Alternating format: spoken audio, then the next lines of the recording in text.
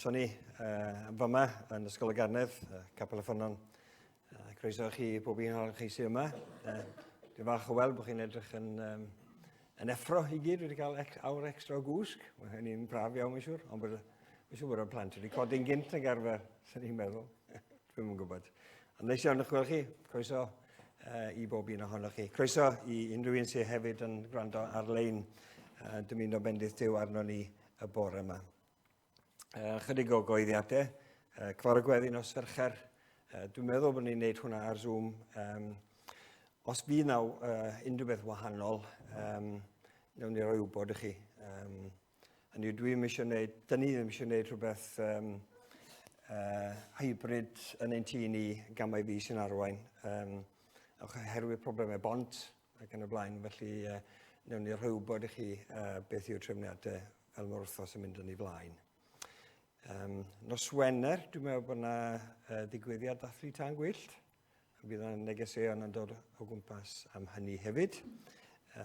A wedyn di Sul nesaf, byddwn ni ddim fyma, oherwydd bod y gyfalwr ddim ar gael, yr ail Sul yn y gwyliau.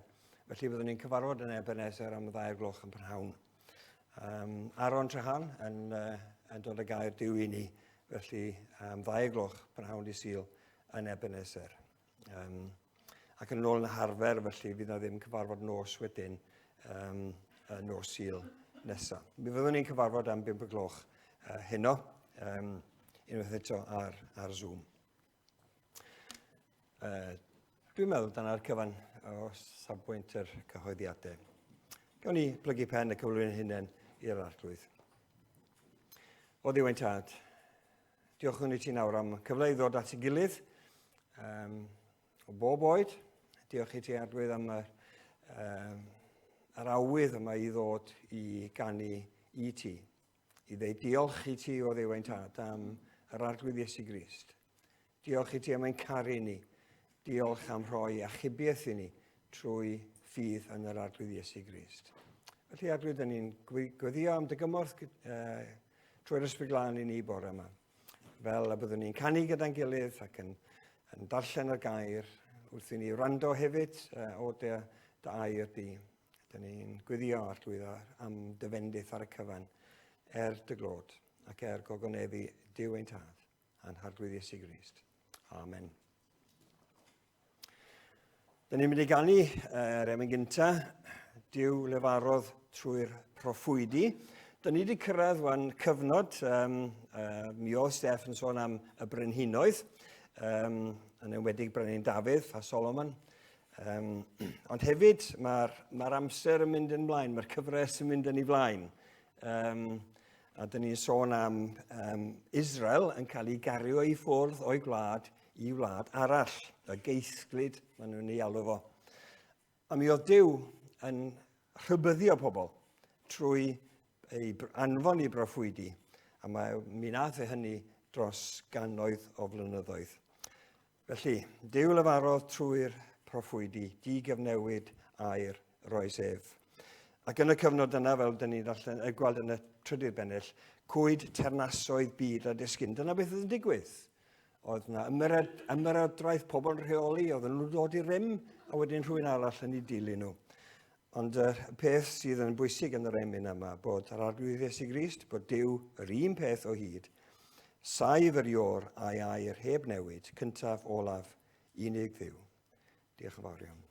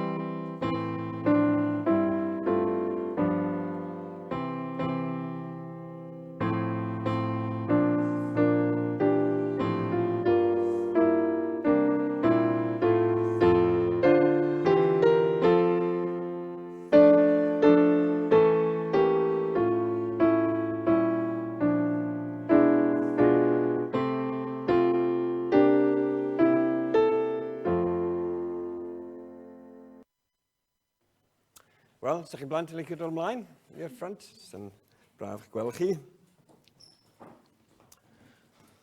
Ti eisiau dod ymlaen hefyd? Da iawn.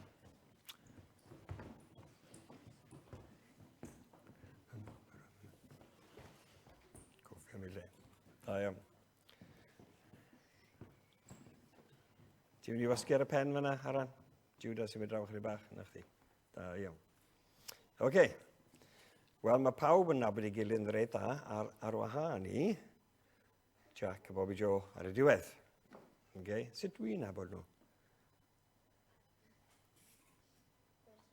Gwersyll? Nage.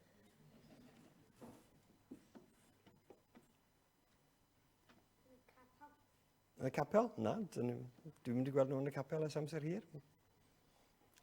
Dwi'n credu bod chi wedi bod yma, na ddo? Yn bore sydd, na ddo? Sut dwi'n nabod nhw?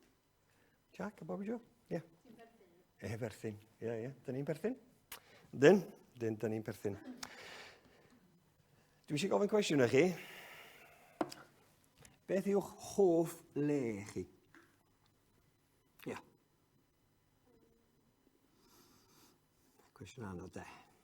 Beth yw'ch hoff le chi? Ti'n dal i feddwl, gei di weld rhywun arall eisiau dweud? Dych chi'n hoffi bod mewn y lle yma na well na unrhyw le arall? Ie, Lori. Parc dŵr. Parc dŵr? O, pam parc dŵr? Mynd y lib mewn parc dŵr. Mae'n hwyl? Ie, da iawn. Hwyl. Ie. Gwely? Ie. Da iawn. Ges ti awr extra bod yma dan y gwely do. A lle mae gwely? Yn y tŷ? Ie, a beth ydych chi'n galw'r tŷ? Tŷ ni? Cartre? Da iawn. Ie, lle ydy'r lle gorau i ti? Ar y soffa. Oce, a lle mae'r soffa? Lle mae'r soffa? Ydy'r soffa allan yr ardd? Yn y lounge, yn y tŷ? Yn eich cartre chi? Ie? Oce. Mae yna lun i fyny yn yr llun dwi'n meddwl. Be mae hwnna'n deud wrthoch chi? Llun yna. Ie, Aran. Rwy'n tlawd. Ie, mae'n tlawd. Beth arall wedi si? Ydy, mae'n neud ni'n teimlo drist yn ei wrth weld. Pam mae'n eistedd fanna? Mae ddigartre. Ie, dyn heb gartref. A mae'n neud ni teimlo'n drist iawn, dydy. Mae rhywun sy'n heb gartre. Sut mae rhywun yn teimlo, sgwn i, yn heb gartre, ar wahân i fod yn drist, ie? Pan ydych chi'n meddwl bod rhywun yn cysgu allan ar y stryd fanna. Mae'n lot o bethau mae'n teimlo, siwr o fod. Ie. Mae'n teimlo'n oer, ie? Yn wedi pan mae geia'n dod, yn dydi? Mae'n teimlo'n oer. Ie, ie, mae'n unig, mae'n ben ei hun. Ynde? Neb arall efo fo, ar ben ei hun, heb gartre. Ie. Mae'n teimlo, siwr o fod bod e'n teimlo ofn hefyd. Ynde? Pwy sy'n mynd i ddod heibio? Be maen nhw'n mynd i ddeud ac yn y blaen. Ie, Elain. Beth arall maen nhw'n teimlo? Ti'n meddwl bod nhw'n teimlo, so well gen i fod rhywle arall. Ie, Lori. Ie, ond bosib bod nhw'n teimlo sal hefyd, bod nhw allan o'r oerfel, neb i helpu nhw ac yn y blaen. Wel, beth am y llun nesaf? Be mae hwnna'n ddeud? Ie, Julie. Does un man yn debyg i gartre.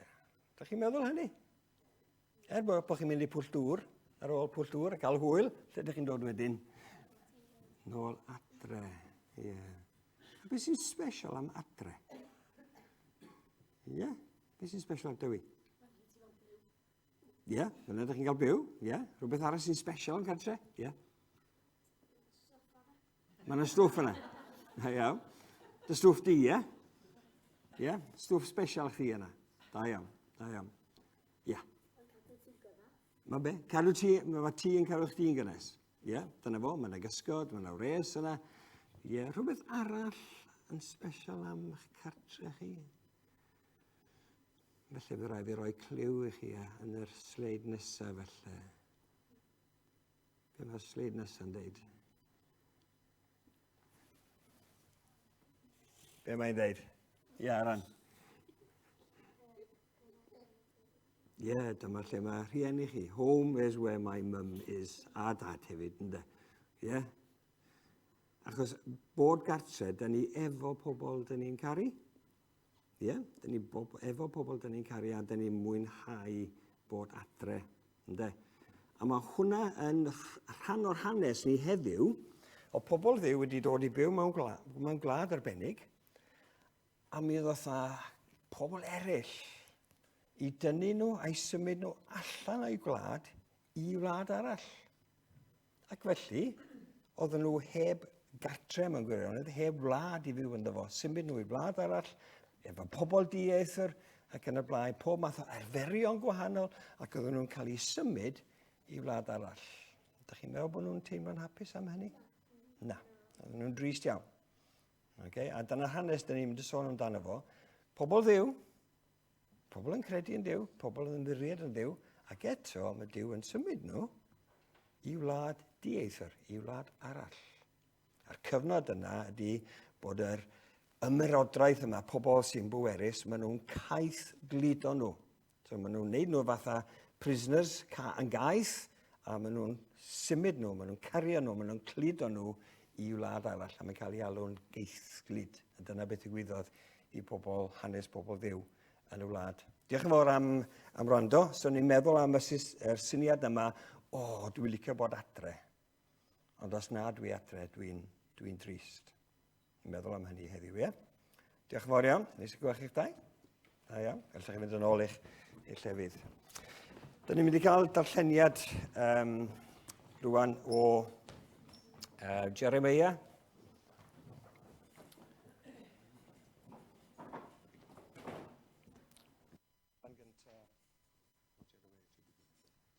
Ti eisiau fynd y ddau? Di hwn ymlaen? Yndi. Mae'r darlleniad yn dod o lyfr Jeremia. Darlleniad cyntaf o Jeremia pennod 11, adnodau 1 i 17, a wedyn Jeremia 31, adnodau 31 i 34. Dyma'r gair a ddaeth at Jeremia oddi wrth yr arglwydd. Clywch eiriau'r cyfamod hwn, a llefarwch wrth bobl Jiwda a thrigolion Jerusalem, a dweud wrthynt, fel hyn y dywed arglwydd Dduw Israel. Melltith ar y sawl 9 rendi ar eiriau'r cyfamod hwn, a wrchmynnais i chynafiaid y dydd y dygais wy allan o'r Aifft, o'r ffwrnais haearn, a dweud, gwrandewch arnaf, a gwnewch yn unol ar hyn a wrchmynaf i chwi, a byddwch yn bobl i mi, a bydda finnau'n Dduw i chwi.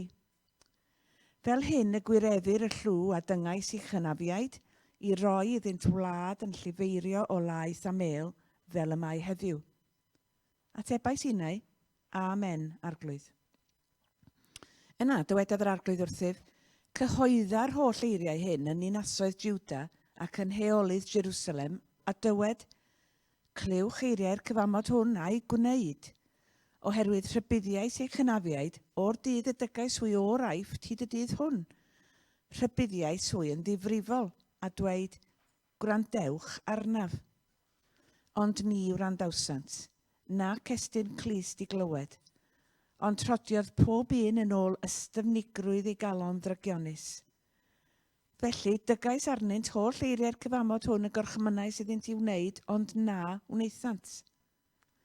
Dywedodd yr arglwydd wrthyf, cafwyd cynllwyn ymhlith pobl Jiwda a thrigolion Jerusalem. Troesant yn ôl at drygioni eu hynafiaid gynt pan wrthodent wrando fy ngeiriau. Eithant ar ôl diwiau eraill i'w gwasanaethu. A thorodd tŷ Israel a thŷ Jiwda fy nghyfamod, a wneithym a'i hynafiaid. Am hynny, fel hyn y dywed yr arglwydd. Rwydd am ddwyn drwg arnynt na allant ei ysgoi, a gweidant arnaf, ond ni wrandawaf. Yna fe a dinasoedd Jiwda a thrigolion Jerusalem i weiddi ar y diwiau yr arferent arogl darthu iddynt, ond yn sicr ni allant hwy ei gwaredu yn amser ei drygfyd. Yn wir y mae dyddiwiau mor aml a ddinasoedd o Jiwda ac wrth nifer heolydd Jerusalem gyda allorau cywilydd, allorau i arogl darthu i Baal. Ond amdana ti, paid â gweddio dros y bobl hyn, na chodi cri, na gweddi, oherwydd ni fyna wrando pan alwant arnaf yn ystod i drygfyd. Beth sydd awnelo fan wylid am ti a hithau'n cyflawni gweithredaeth ysgeler? A all llwon neu gig sanctaidd droi dy ddinistr heibio fel y gellu lawynnychu? O lewydden ddeiliog deg a ffrwythlon y galwodd yr arglwydd di, ond a thrwst cynnwrf mawr fe gyneia dan ynddi ac ysir eich hangau. Arglwydd y lluoedd, yr un ath blanodd a dreitha ddrwg yn dy erbyn, oherwydd y dragioni a wnaeth ti Israel a thi Jiwda gan fynigio ac arogl darthu i Baal. A wedyn, dyn ni'n mynd ymlaen i Jeremia 31, adnoda 31 i 34. Y mae'r dyddiau'n dod, medda'r arglwydd, y gwnaf gyfamod newydd a thi Israel ac a thi Jiwda. Ni fydd yn debyg i'r cyfamod a wneithio mai hynafiaid, y dydd y gyfeilais yn ei llaw i'w harwain allan o wlad yr Aifft. Torasant y cyfamod hwnnw, mai my fi oedd yn arglwydd arnynt, medda'r arglwydd. Ond dyma'r cyfamod a wnaf a thi Israel ar ôl y dyddiau hynny, medda'r arglwydd. Rhof fy nghyfraith o'i mewn, ysgrifennaf hi ar ei calon, a bydda fi'n ddew iddynt a hwythau'n bobl i mi.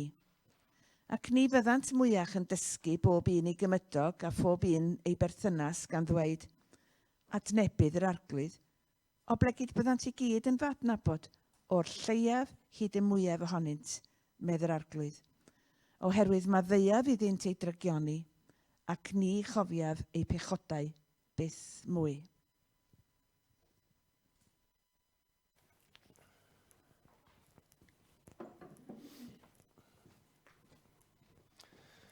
Diolch fawr iawn.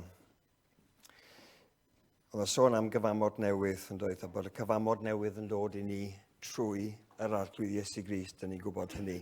Felly, dyn ni am ganu gyda'n gilydd bore yma. Iesu, rhown i ti bob anrhydedd. Iesu, rhown i ti yr holl glod. Uned dair a nef i ddyrchafu yr enw sy'n goruwch holl enwau'r rhod. Ac felly plygwn mewn gwir addoliad. Iesu, rhown i ti bob anrhydedd.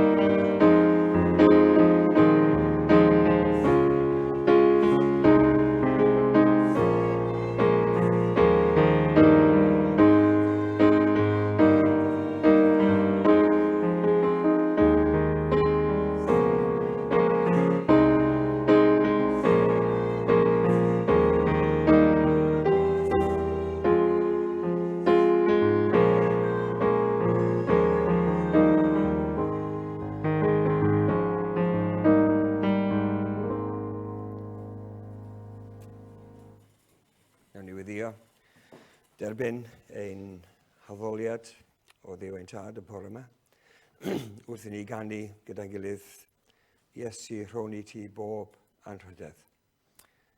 Helpa ni Arglwydd i wneud hynny wrth i ni fyw o ddydd i ddydd. Rwyt ti'n heiddi'r anrhydedd yna, rwyt ti'n heiddi'r clod yna.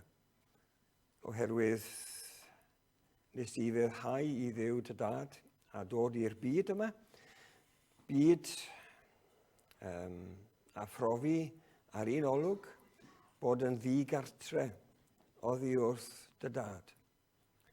Dyn ni'n gwybod wrth allan y Beibl bod gan yr Arglwydd Iesu Grist dim ti yn perthyn iddo hun, ac oedd e'n dibynnu ar garedigrwydd a chariad pobl eraill. Dyn ni'n gwybod dy fod ti o Dduw wedi anfon Iesu Grist i'r byd yma, nid i fwynhau ei hun fel y cyfryw, ond i ddod yn achubwr ac yn waredwr i ni, i waredwr dynol ryw. Pob dyn dynes plentyn sy'n erioed wedi byw, bod yr Arglwydd Iesu Grist wedi dod i fod yn waredwr, yn achubwr i bob un ohono ni. Felly Arglwydd, dyn ni'n rhoi'r clod i ti y bore yma. Am i ti fyddhau nid yn unig ddod i'r byd yma, ond mynd i'r groes i farw drosom ni, fel ein bod ni'n pechod ni yn cael ein glanhau, ac ein bod ni Arglwydd yn dod allan o dywyllwch i dyrryfedd o leini di. O Dduw ein Tad, helpa ni nid yn unig y bore yma i glodfori dy enw di ac i ddeud mai ti yw'r ior, ond i ti'n helpu ni yn ystod yr wythnos yma hefyd. Beth bynnag fydd o'n blaen ni Arglwydd, pobl mewn galar, rhai ohono ni, dyn ni'n nabod, rhai yn edrych ymlaen at wythnos o wyliau ac bod gyda teuluoedd gwahanol. Rhai yn drist oherwydd digartrefedd, rhai oherwydd lle mae un ymerodraeth yn trio cymryd drosodd ymerodraeth arall, gwlad arall, a bod yna refeloedd yn digwydd. O Dduw ein Tad. Fel byddwn ni'n gweld yr erchyllderau yma yn digwydd yn yr Hen Testament, maen nhw'n digwydd hyd yn oed heddiw yn ei byd ni. A dyn ni'n gweddio Arglwydd a wneud i dosturio os gweled i fod yna wrthym ni fel pobl. Wrth ein gwlad ni, wrth gwlad Cymru, helpa ni Arglwydd i droi ata ti ac i gyffesu unwaith eto. Mae ti yw'r ior. Ti yw yr ior, Iesu Grist, gwir fab y bywiol Dduw. Helpa ni Arglwydd i gyhoeddi fel Cristnogion, cyhoeddi i eraill bod Iesu Grist yn iachawdwr a bod ni hefyd yn byw mwyn y gymdeithas dyn ni'n byw yn rhan ohono fo. O Dduw ein Tad. Felly, dyn ni'n gwyddio am dyfendith nawr arno ni. Ni'n cofio am Dafydd wrth i fe lawr yn gyfyrddin yn pregethu heddiw. Dyn ni'n gwyddio Arglwydd am weinidogen eraill sydd yn ffyddlon yn pregethu dair di i dy bobl di. Bendithio nhw Arglwydd, bendithiad y bobl i ein gweddi. Ac parha efo ni nawr wrth i ni weddio trwy yr Arglwydd Iesu Grist gan gofyn am help yr ysbryd glân. Dy goniant. Amen.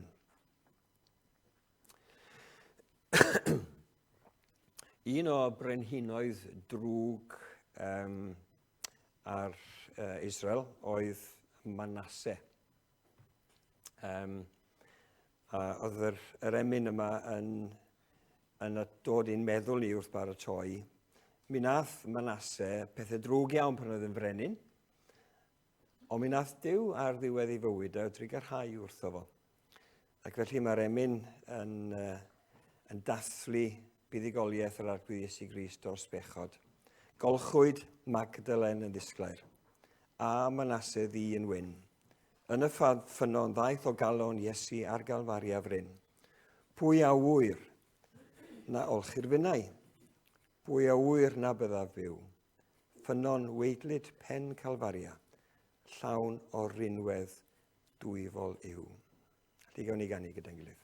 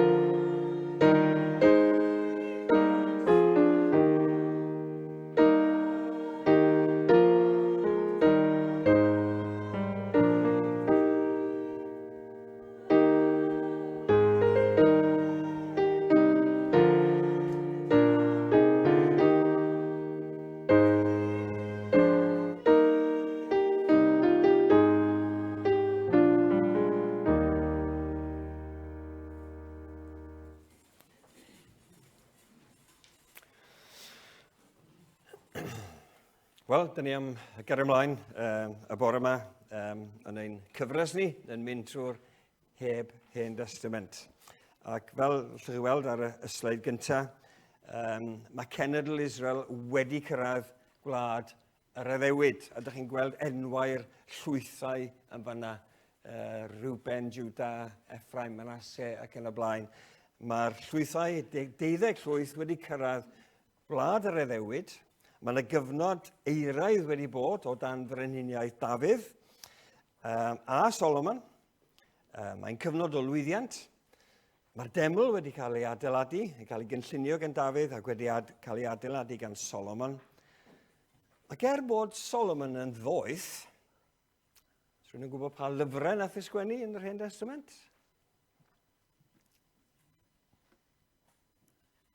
Cwestiwn oedd hwnna?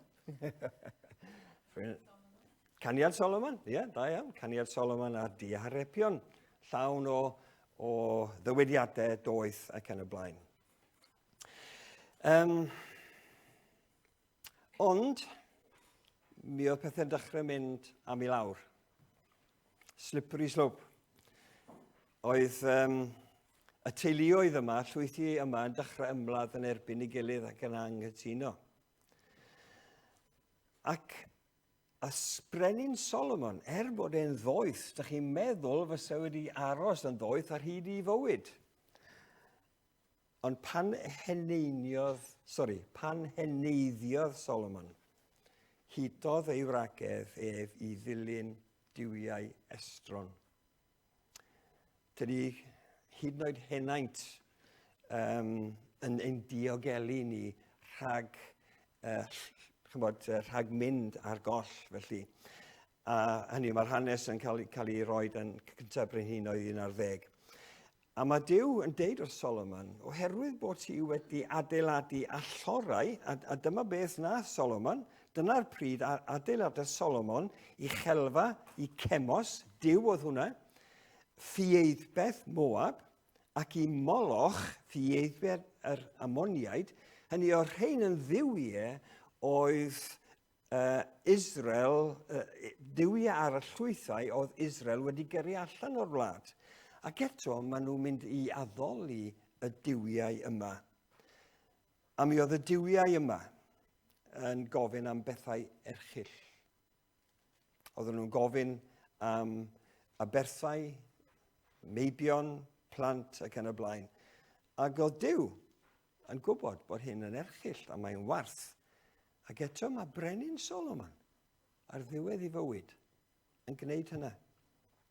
A mae Duw yn rhybuddio Solomon ac yn dweud, wyt ti'n frenin ar y 12 llwyth, dwi'n mynd i rwygo y deyrnas yma, oddi wrth i ti. A mae yna hanes yn cyntaf Brenhinoedd 11 hefyd, yr un bennod, am Jeroboam. Oedd Jeroboam yn swyddog i Solomon. Dwi'n gwybod yn union beth oedd y swydd. Ond mae Jeroboam, mae lot o'r enwau yma wrth y cyfle, mae Jeroboam yn cyfarfod â phroffwyd Ahea. A mi oedd y proffwyd Ahea gwisgo cot newydd. A felly wedi dod i cyfarfod Jeroboam a gwisgo i got newydd, a maen nhw'n mynd am dro.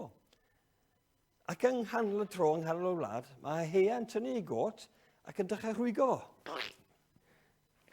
Ac yn y brau, rhwygo fo i 12 rhan.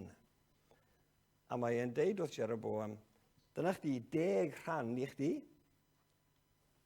a 2 ar ôl. A hwnna'n arwydd o beth o'n mynd i ddigwydd i'r llwythau yma, Israel, oedden nhw'n mynd i cael ei rannu. Ac felly mae Jeroboam yn dod ar yn frenin ar 10 llwyth, a dyma chi llun nesaf sy'n dangos yr rhaniad. 10 llwyth Israel yn y gogledd, ac wedyn llwyth Juda. Chi'n gofyn i, beth digwyddodd i Benjamin? Wel, mae Benjamin a Juda yn dod at ei gilydd rhywsut. Does dim yn sboniad sut mae hynny'n digwydd. Ond mae Jeroboam yn dod yn y pen draw yn frenin. Wel, sut nath hynny ddigwydd? Wel, Rehoboam, mae'r enw yma'n gymleth yn nhw, Rehoboam oedd mab Solomon. A mi ddoth Rehoboam yn frenin ar ôl Solomon. Ac felly oedd e'n dal i fod yn frenin ar Israel. A mae Rehoboam yn clywed bod pobl yn cwyno am drethu. Ys byd newydd nag oes. A mae Rehoboam yn gofyn am gyngor. Be dwi'n mynd i wneud am y trethu yma sydd yn uchel? A maen nhw'n dweud mae rhaid chi ostwng y trethu. O na.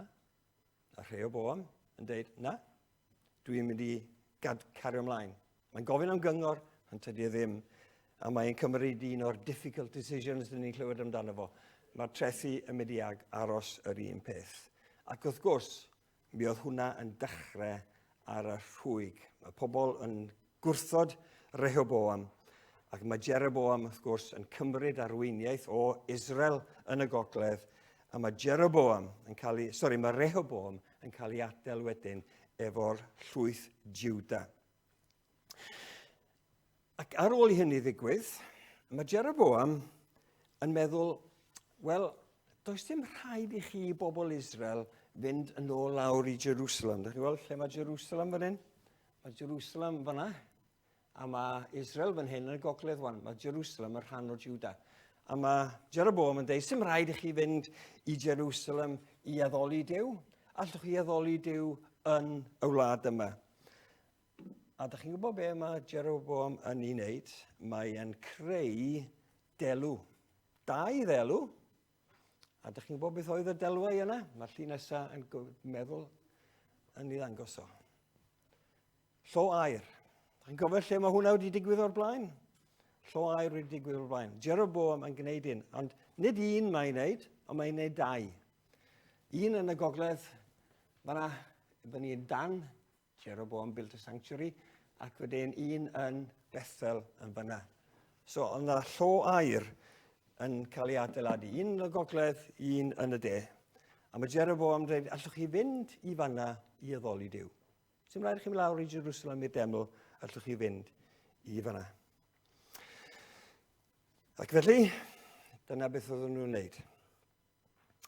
A dyna beth oedd hanes brenhinoedd Israel ar hyd y blynyddoedd. Dyna ni sôn am brenhinoedd Israel. Mae'r sleid nesaf yn dangos brenhinoedd Israel. Sim rhaid chi ni drwodd, ond be dwi eisiau chi sylwi ar y lliw, a'r geiriau fan hyn sydd yn deud did evil. Pob un ohonyn nhw yn gwneud yn ddrwg, sef addoli duwiau o Duw ddim yn caniatáu iddyn nhw i ddilyn. Pob un ohonyn nhw. Jehu fyna chydig bach o gymysgedd, felly dyna'r un oedd yn sefyll allan. Ond mae pob un o brenhinoedd Israel yn y gogledd yn gwneud beth oedd yn ddrwg yng ngolwg Duw. Felly, mae hwnna'n digwydd dros amser hir yn tydi cannoedd o flynyddoedd. A peth arall dwi eisiau chi sylwi ar, mae'r brenin cyntaf, Jeroboam, yn was, oedd e'n swyddog i Solomon, ac wedyn does na ddim dilyniant nag oes o Dafydd, Solomon, dim dilyniant fyna. Mae pob un yn rhain, mae dilyniant rhwng un a'r llall, ond does na ddim dilyniant nôl i Dafydd trwy y brenhinoedd yma. Felly, be digwyddodd nesaf? Mae'r sleid nesaf, dwi'n meddwl, yn dangos chydig bach o beth sy'n digwydd. Dyn ni'n sôn am yr Assyriaid.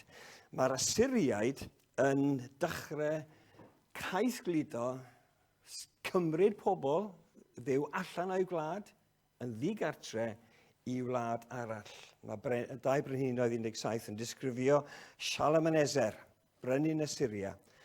Yn y 9fed flwyddyn hi Hosea, gorchfygwyd Samaria gan frenin Assyria a chaeth gludodd efo'r Israeliaid i Assyria a'i rhoi yn hala ar lana Afon Habar yn Gosan ac yn ninasoedd y Mediaid. A mae'r darlleniad yn dweud pam mae hyn yn digwydd. Digwyddodd hyn am i'r Israeliaid bechu.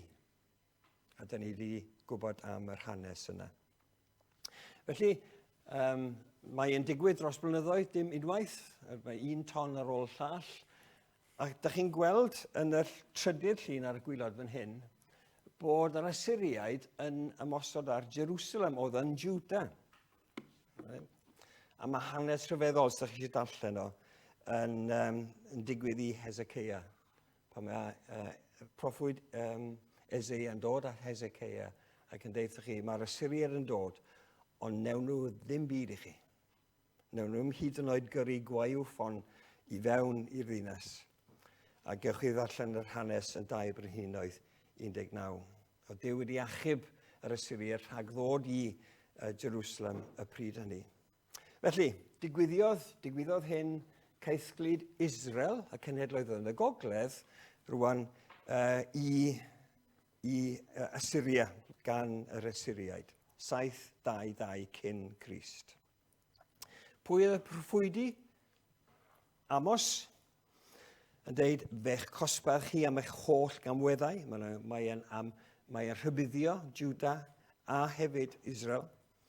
Mae Hosea yn sgwennu ffieiddiau dylo Samaria. Hynny yw, mae yna gyfeiriad fyna o'r proffwydi yma'n dod at Israel yn y cyfnod yma, a mae Mica hefyd yn proffwydo. Am hynny, gwnaeth Samaria yn garnedd ar faes agored. Samaria yn yngwylod Israel fyna. Ac wrth gwrs, ydych chi'n cofio bod Jona wedi mynd i Nineve do, cyn i hyn i ddigwydd, a pregethu i'r Assyriaid yn Nineve, achos Nineve oedd prif ddinas yr Assyriaid ar y pryd. So dyna beth o hanes llwyth i'r gogledd yn cael ei cymryd drosodd gan yr Assyriaid. A mae yna sôn bod wedyn am y 10 llwyth coll.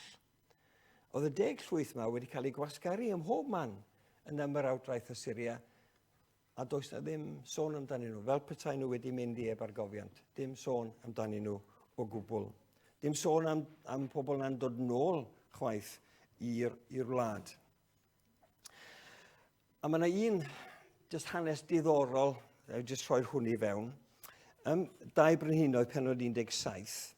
Mae brenin Assyria yn symud pobl i ymerodraeth o Assyria i wlad y Samariaid. Dyn ni'n gwybod am Samaria, o gwmpas y Samaria. Samaria oedd prif ddinas yr Israeliaid yn y pryd.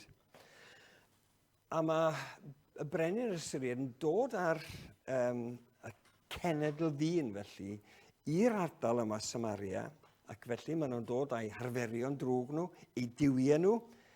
Y cenedl ddynion yn byw yng nghanol gwlad yr Addewid. A mae 2 Brenhinoedd 17:41 yn deud hyn.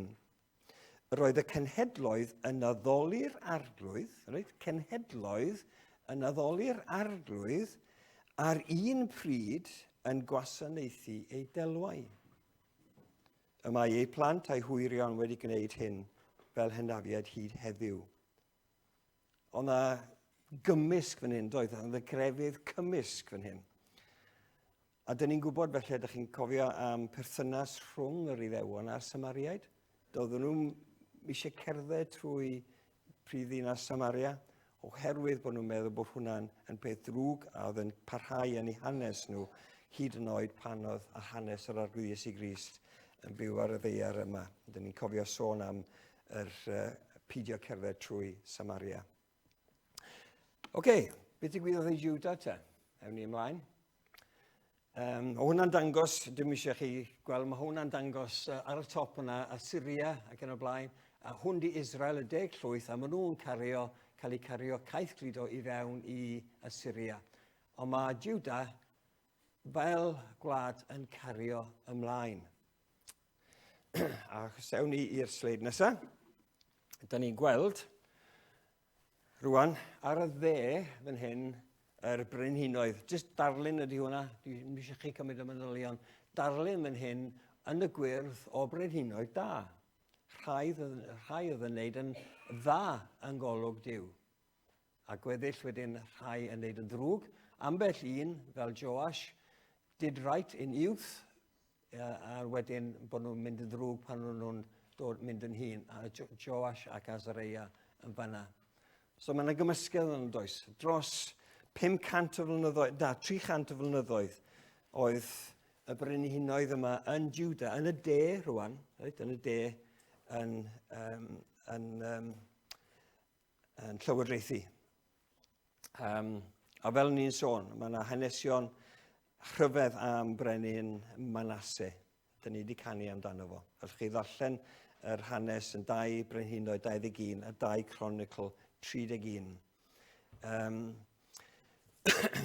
Oedd Manasse mor ddrwg a bod e'n addoli I diwiau nhw, mae'r geiriau'n cael ei ddweud, parodd i'w feibion mynd trwy dan. Mae hwnna wedi yn golygu bod e'n aberthu ei feibion i'r diwiau yma. Rhywbeth o Duw yn ei gysau, a dim am I bobl I hun wneud hyn.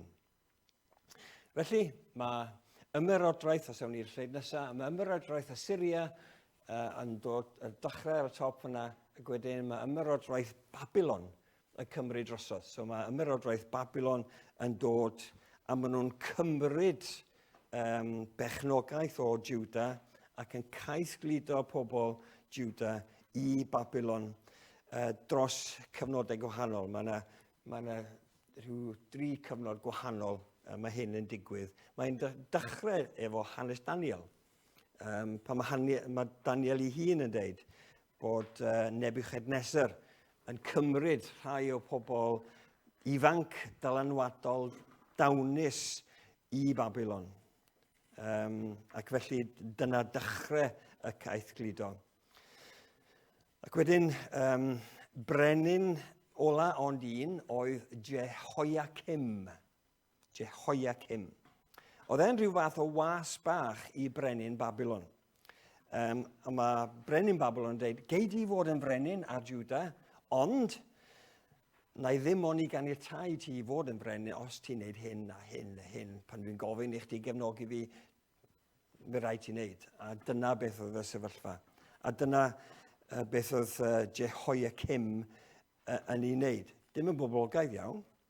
Mae'n rhoi rhodd I frenin yr Aifft, I gadw mewn ffafr efo brenin yr Aifft, ac ar yr un pryd mae'n adeiladu tŷ crand iddo o'i hun, ac yn codi trethu ar ei bobl ei hun. Dyna y math o sefyllfa oedd yn digwydd y pryd hynny. A fel ni dweud, does ddim byd newydd nag os yn codi o dan yr haul. A yn y diwedd, mae brenin Babylon yn dod yn rhoi gwarchau ar Jerusalem, surroundio Jerusalem. Mae Jehoiakim yn marw, mae ei fab o, Jehoiachin, yn dod yn frenin ac yn para am frenin am 3 mis. Mae hwnna chydig bach yn llywodraethu chydig bach yn hirach na rhywun arall, dyn ni'n nabod. Ond dyma beth oedd yn digwydd, oedd e'n ansefydlog iawn. Oedd a lot o wheeling a dealing yn digwydd. Ac yn y diwedd mae Zedekiah, y brenin ola Juda, yn dod yn frenin. Yng nghanol y gwarchau yma, oedd Babylon yn gwarchau Jerusalem am 2 flynedd. Neb yn cael mynd allan, a mi oedd pobl yn dechrau starfio, a marw, ac yn y diwedd mae Babylon yn torri drwodd walius Jerusalem. Mae Zedekiah, y brenin a'i fyddin yn rhedeg I ffwr, ond maen nhw'n cael ei dal. Mae meibion Zedekiah yn cael ei lladd o'i flaen o, a mae Zedekiah yn cael ei wneud yn ddall, ac mae'n cael ei gario I Babylon. Ac felly, mae diwedd llyfr 2 Chronicle yn cofnodi dinistrio Jerusalem. A dyna beth oedd hanes felly, gewch chi ddarllen hwnna, 2 Chronicle 36, yn digwydd am hynny. Na I just darllen y frawddeg ola. Caethgludoedd I Babylon, bawb a chibwyd rhag y cleddyf, a buont yn weision iddo ef a'i feibion, nes y dechreuodd y Persiaid I deyrnasu. Ond na'i'n sôn am hwnna, achos mae hwnna'n dod yn y bregaeth nesaf. Felly, dyna ddiwedd a'r bobl ddiw yn y wlad yma. Os chi'n cofio am yr map cynta, y llwythi gwahanol, maen nhw wedi cael eu cario yn ddigartre. Fel ni'n sôn wrth y plant. Mynd o gartre I wlad arall. Da chi'n cofio Salm 137. Jyst troi at fy'n sydyn. Felly, byddwch chi'n mwy cyfarwydd efo'r gan Ger afonydd Babylon, yr oedd yn eistedd ac yn wylo wrth i ni gofio am Sain. By the rivers of Babylon, and there we sat down. Okay? Dyna beth oedd yn digwydd y pryd hynny. So oedden nhw'n drist iawn, wrth gwrs, wedi cael ei symud o'i gwlad. A pwy oedd yn proffwydo amser hynny? Eseia, Jeremiah, Ezekiel hefyd yn perthyn i'r Nahum, Habakkuk a Zephaniah hefyd yn perthyn i'r un amser yma. Wel, pam y geithlyd? Pam? Be mae hwn yn dysgu chi a fi heddiw? Pam mae Duw yn addo gwlad i'w bobl ac yn symud nhw i ffwrdd wedyn? Beth oedd y pwynt yn gwneud hynny? Da ni'n darllen y Deuteronomy mewn 4, bod Duw yn Dduw cyfamod. Mae Duw yn addo. Dwi'n dod i gyfamod â chi. Dwi'n dod, os newch chi hyn, mi na i wneud hynny. Ac fel dyn ni di darllen, mae Duw ar hyd y blynyddoedd yn amyneddgar, mae e'n araf i ddigio. Jyst gwrandewch ar un adnod, a 2 Chronicle 36, adnod 15. Anfonodd yr arglwydd Duw ei hynafiaid atynt yn barhaus trwy law ei negeswyr. Dro ar ôl tro ar ôl tro, mae Duw yn anfon proffwydi, anfon pobl gyda'i neges. Anfonodd yr arglwydd Duw ei hynafiaid atynt yn barhaus trwy law ei negeswyr am ei fod yn tysturio wrth ei bobl. Ond yr oeddent hwy yn gwatgwar ei negeswyr, yn gwawdio ei eiriau ac yn dirmygu ei broffwydi, nes daeth llyd yr arglwydd ar ei bobl heb arbed. Mae hwnna'n deud yn amlwg yn ddi. Duw, a mae Jeremiah, da ni wedi darllen yn pennod 3 hefyd, ac yn pennod 11. Duw, dro ar ôl tro, yn rhybuddio i bobl. Wnaethon ni clywed hwnna yn y darlleniad ar y dechrau yndo. Am hynny, fel hyn y dywed yr arglwydd, rwyf am ddwy'n drwg arnynt na allant ei ysgoi, a gwyddant arnaf, ond ni randawodd. Os mynwch chi, mae Duw wedi cael llombol. Mae wedi bod mor amyneddgar, ac eto mae ei bobl yn troi oddi wrtho fo. Felly dwi jyst yn mynd yn sydyn i wneud 3 peth cyn gorffen. Rhywbeth mae'r hanes yma yn dysgu ni am Dduw. A peth cyntaf ydy, mae Duw yn Dduw cyfamod. Mae e'n driw i'w cyfamod. Mae Duw yn Dduw cyfamod. O'r dechrau, mae Duw wedi gosod allan sut mae hi am fod. Dwi wedi'ch creu chi. Dwi'n eich nabod chi. Dwi'n gwybod beth sy'n orau i chi. Dwi wedi gosod rheolau, dwi wedi gosod ffordd chi addoli. Gwnewch hyn, i fyrhewch chi mi, a mi fydd yn dda arnoch chi, mi fydda i'n Dduw arnoch chi. Ond os na newch chi hyn, a dyma be mae'r cyfamod yn ei golygu, os na, a mae Duw yn rhybyddio hyn, dydy hwn ddim yn dod allan fel bolt in the blue nac di. Mae Duw yn rhybyddio, os na newch chi hyn, mae yna ganlyniadau yn mynd i ddod. A dyn ni'n gwybod lle ydyn ni efo Duw yn dydy. Dyn ni'n gwybod lle ydyn ni gyda Duw. Mae e'n glir. Mae cyfamod Duw yn glir. Mae Duw yn deud ni union be mae am i ni i wneud ein lles ni yn hun. A mae cyfamod Duw, mae'r addewid mae Duw yn ei wneud yn ddrych i mewn i'w gymeriad yn dydy. Mae e'n sanctaidd, mae e'n hawlio i addoliad. Tydy Duw ddim eisiau i'w genedlu hi'n i addoli diwiau cenedloedd eraill gyda'i arferion drwg, cas anhygoel o erchyll. Mae Duw yn gofyn, carwch fi, dilynwch fi, a mi wna i fod yn ddiw arnoch chi. A mae Duw yn ddiw cyfamod. Ond gallwn ni'n chwarae gwmpas efo Duw, na allwn ni. Gallwn ni ddim deud, mi wna i, fel oedd y crefydd cymysg mae'n digwydd, addoli Duw ac addoli eraill. Dydy Duw ddim eisiau gwneud hynny. Dydy Duw ddim yn rhannu ei agoniant efo neb arall. Gallwn ni ddim gwrthod un ffordd o fyw a trwydio ffordd arall. Hynny yw, dyna beth oedd cyngor Duw, gwrthod un ffordd a trwydio ffordd arall. A mae Duw yn gofyn i chi wneud hynny, gofyn i ni wneud hynny. Mae yna demtasiwn enfawr yn does i fynd ar ôl Duwiau eraill. Ond mae Duw wedi gwneud cyfamod, a mae'n gofyn i ni i gyfamodi efo fo. A gallwn ni'n chwarae gwmpas efo Duw. Yr ail beth, allwn ni ddysgu fan hyn, bod Duw yn amyneddgar ac yn drigarog. A mae hwnna'n amlwg yn tydi. Y blynyddoedd, y canoedd o flynyddoedd. Mae yna 800 mlynedd wedi mynd dod o'r Aifft hyd at y geithglyd. Cyfnod hir lle mae Duw yn anfon y proffwydi. Duw yn amyneddgar ac yn drigarog. Rhyfedd y mynydd Duw. Tydi Duw ddim yn newid nag di. Duw yr un peth fel dyn ni wedi canu. Mae'n tynnu at 2000 o flynyddoedd ers i Duw anfon I fab gyda'r un neges edifarhewch a chredwch.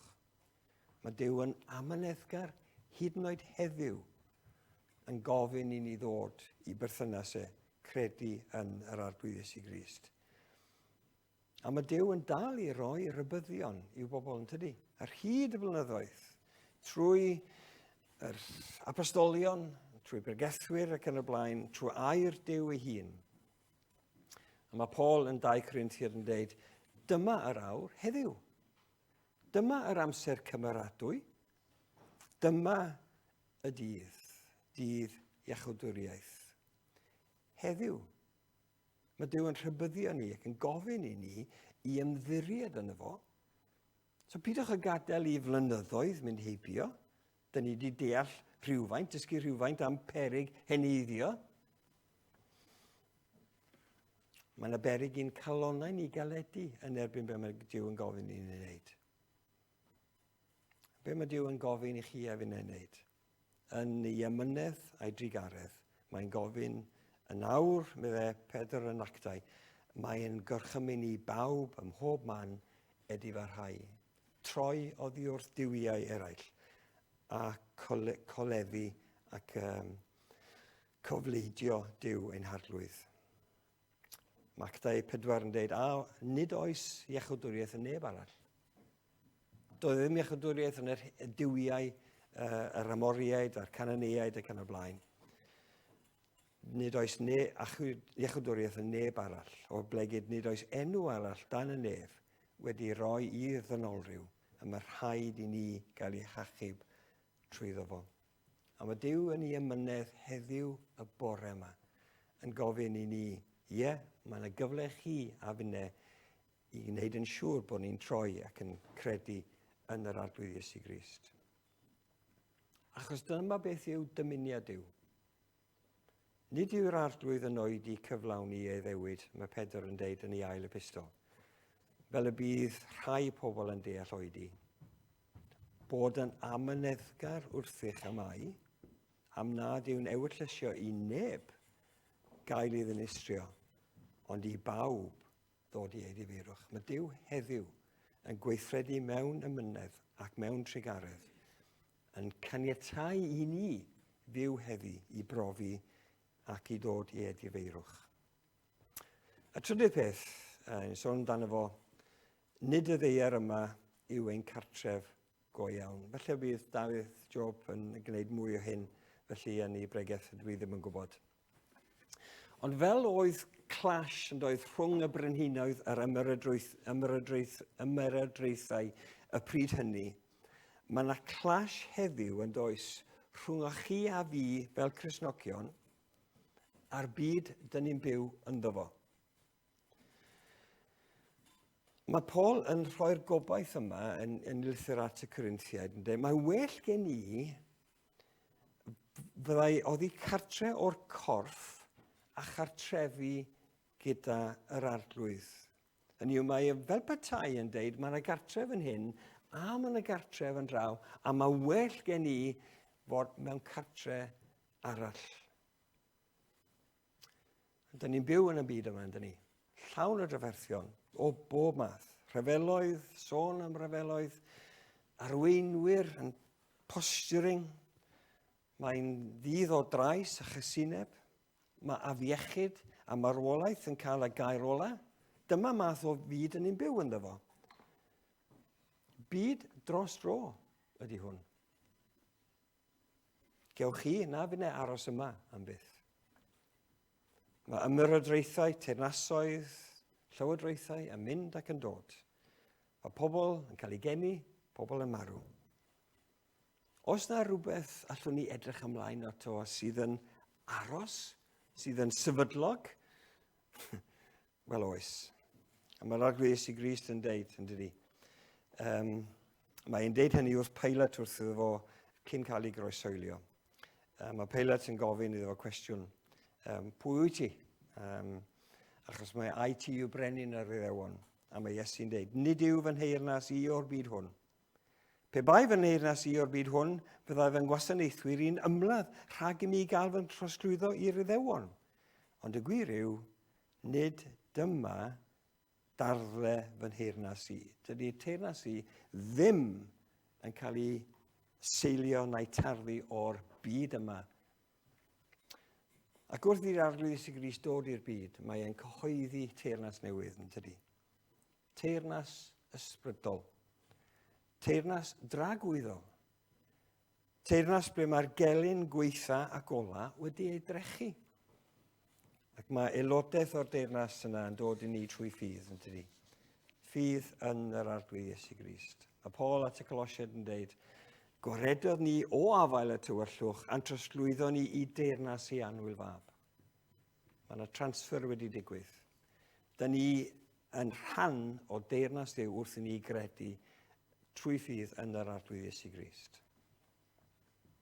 Ble mae Iesu heddiw? O'n i'n sôn wrth y plant yr llun ola, home is where mum is. Lle mae'r arglwydd Iesu Grist heddiw? Mae yn y nefoedd. Lle dyn ni eisiau bod? Dyn ni eisiau bod gyda yn harglwydd Iesu Grist. Mae Paul at y Philippiad yn deud, oherwydd yn y nefoedd mae'n dinasyddiaeth ni. Ac oddi yno hefyd yr ydym yn disgwyl gwaredwr, sef yr arglwydd Iesu Grist. A mae hwnna'n stori arall yn dydi. Dyn ni'n edrych ymlaen. Dyn ni'n byw yn y byd yma, dyn ni'n edrych ymlaen yn y nefoedd, a dyn ni'n gwybod mae yna addewid arall, mae Duw wedi cyfamodi, a mae'r arglwydd Iesu Grist wedi deud, mi ddof yn ôl a cymryd fy mhobl at ei hun. A dyn ni'n credu hynny, ydyn.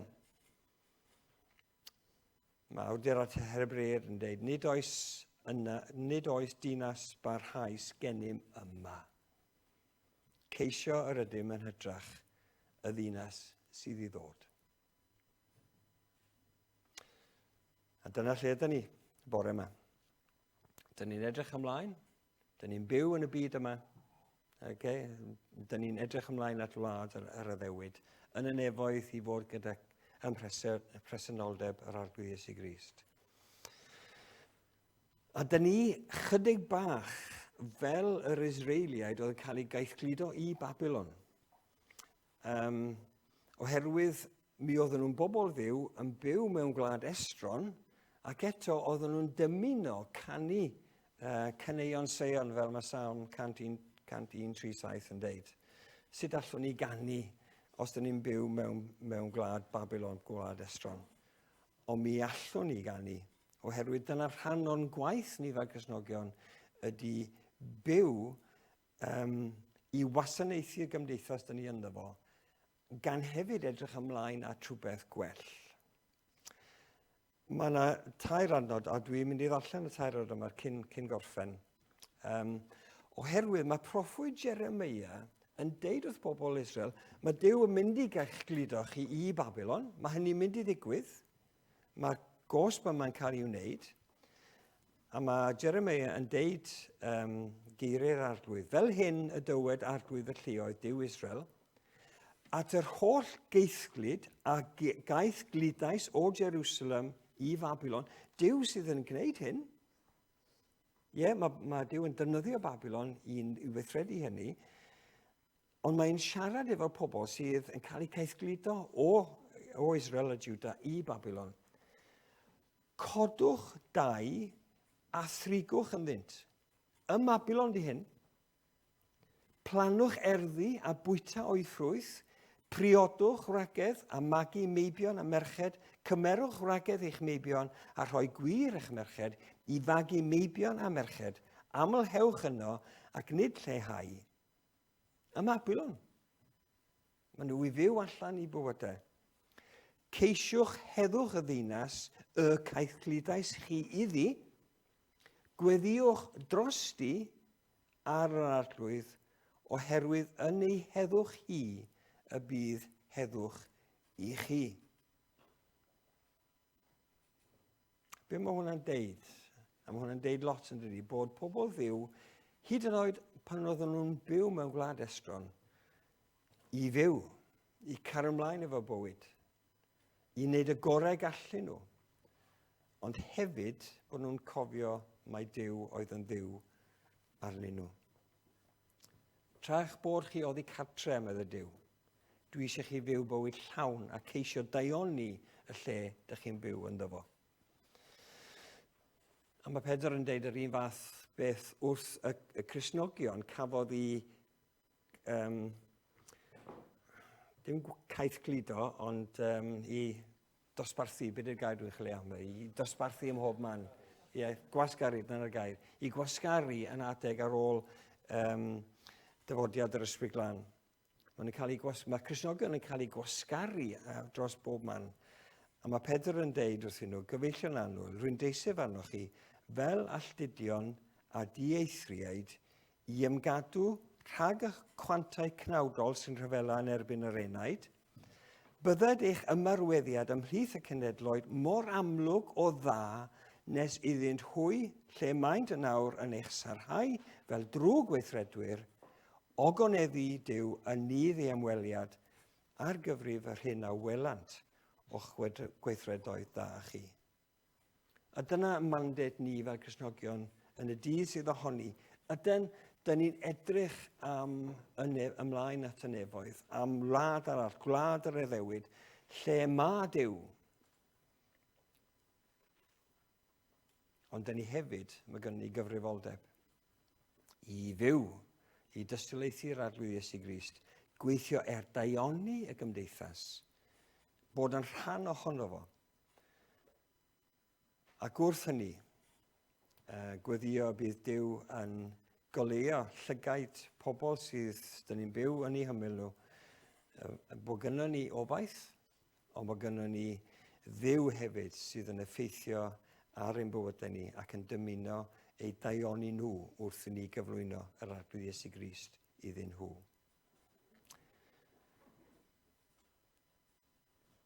Felly, y ceithglyd, dyna beth o hanes Israel. Maen nhw wedi cael eu cario o un wlad i wlad arall. O mae yna ddod yn ôl, a mae yna un bregaeth arall yn y gyfres yma sydd yn digwydd mewn rhyw bythefnos, dwi'n meddwl. Sef yr adferiad. Dwi am i ni ganu gyda'n gilydd i orffen. Dwi ddim yn meddwl bod ni wedi canu hon o'r blaen. Dwi'n meddwl bod y gerddoriaeth yn eitha syml, ond mae e'n rhyw fath o edrych i fewn i galon Duw, dwi'n meddwl. Pwy all blymbio dyfnder gofid Duw ein tad o weld ei fyd? Gweld y plant sy'n byw heb gariad, gweld sarhau ei gread drud, a phob fflam ddiffoddwyd gennym yn dyfnhau y nos o hyd, ein tad wrth Gymru Drigar ha. Os newn ni sgipio 2 bennill a mynd ymlaen i yr 4 pennill, ie? Pwy wnaeth herio trais ar gormes gyda'r gweiniaid yn ei cur? Pan chwyth corwynt hunanoldeb, pwy ryw gysgod, pwy rydd gysgod, pwy gwyd fyr? Tyr di'n hysgwyd o'n cysgadrwydd, tyr di doddi'n clonau dir, ac wrth i'm ninnau, trigar ha. Pwy all blymio dymder cariad? Dyw ein tad wrth weld ei fyd, dymder cariad gŵr gyfudus, roes ei waed yn daliad ryd. Ynddo mae ei chad cenhedloedd, a glanhad ein gwaith i gyd. Oherwydd Iesu, o trigar ha. Ti eisiau chwarae y drodd unwaith i ni, a wedyn newn ni ymgyfarwyddo'r gefr. Diolch yn fawr iawn.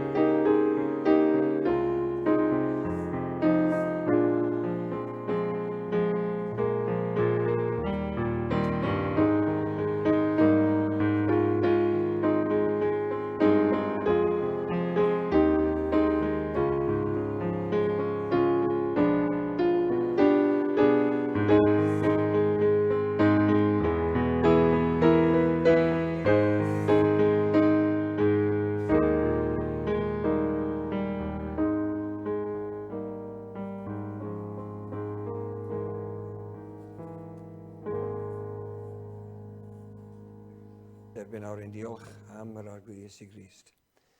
Ac am dy ymynedd a drigaredd ar hyd y blynyddoedd, hyd yn oed ein blynyddoedd byr ni ar y ddaear. Ond dyn ni'n gofyn i ti arglwydd heddiw i ni afael arna ti. Ac fel ein bod ni yn gallu dod i berthynas gyda ti trwy'r arglwydd Iesu Grist. Felly derbyn awr ein diolch ac i ti bob clod. Amen.